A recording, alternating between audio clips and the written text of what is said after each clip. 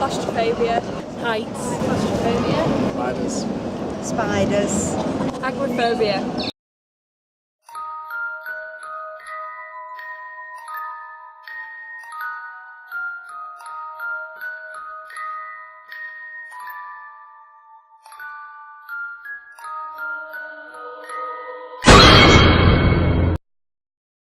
Phobias are a common issue in today's society, whether it is from a fear of spiders to a fear of colours.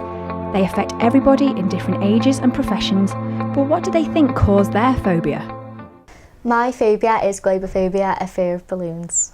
What I think caused my phobia is when a balloon burst in my hand and I cried. Really afraid of the dark, and I think that stems from my childhood, growing up in the middle of nowhere where there were no street lights, and any sound I'd hear outside at night would freak me out. I have a phobia of buttons. I think I developed a phobia of buttons because my mum used to have a sewing tin that had different sections with different coloured buttons in, and I think just playing with them and putting my hand in, and I didn't like the cold plastic feel of them. People suggest that we are born with phobias. However, it could also be argued that they are learnt in different environments by the people we grow up with. This is something that is debated in psychology as to whether or not people are born with phobias. Different parts of the brain are associated with fear, but essentially we have a part of our brain called the hypothalamus. So when we're frightened, that's triggered, and that then releases chemicals like adrenaline to really kind of deal with our fight or flight response.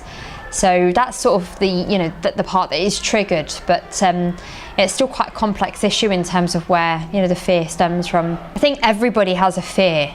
I think most people do have some sort of fear, and there's so many different types. But I think not everybody has phobias, because phobias are an extreme fear. They're defined by having an impact on your life, taking over your life. So I think not everybody does, and they do affect people differently.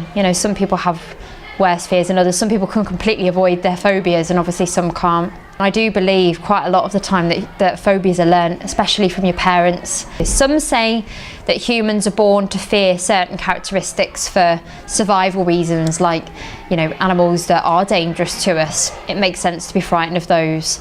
Animals that look very different from humans, like snakes. Hypnotherapy is not a common option when it comes to people confronting their phobia. Hypnotists analyse the brain and how the different parts affect our phobias. If you think about it, you have two minds, your conscious and the unconscious mind. The conscious mind is the logical part of your brain, the part that's here and now.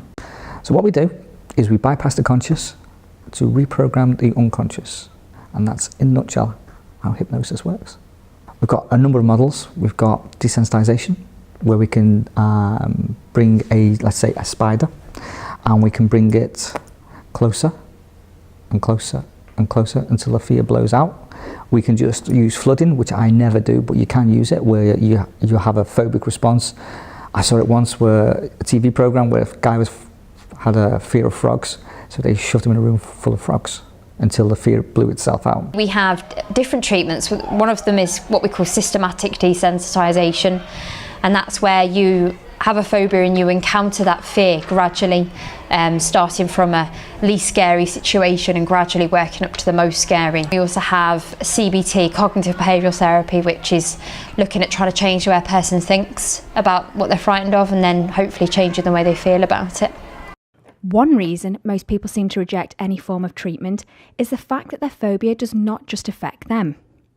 But are phobias and our reactions becoming more unusual? I don't feel I need any treatment because it doesn't really affect anything day to day. It's one of those things you can work around.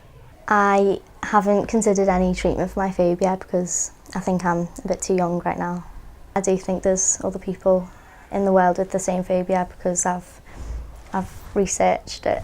I do think other people have the same phobia. I have read a few magazine articles about strange phobias, and quite often button phobia is on there. A lady was afraid of bees, and she actually stopped the car in the middle of the road, kept it running and ran out. A student of mine, she had a phobia of tomato ketchup, so I'm not really sure where that comes from.